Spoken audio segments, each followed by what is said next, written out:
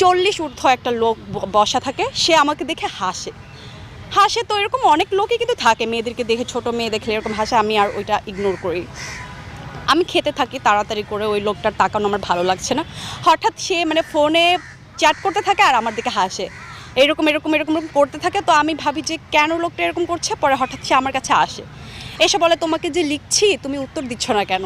আমি বলছি মানে, বলে কি এই যে তোমাকে আমি লিখতেছি ফোনে দেখো। আমি বলছি আমার নাম তো মাহিনা। বলে কি মাহিনা তো পারিসা, মানে অন্য একটা অ্যাকাউন্ট, যে আমার যে আরেকটা প্রোফাইলও ক্রিয়েট করছে, বলতেছে এখানে তো পারিসা মাহিনা, তার মানে মাহি নামেও তোমার আরেকটা অ্যাকাউন্ট আছে নাকি, এটা তো পারিসা।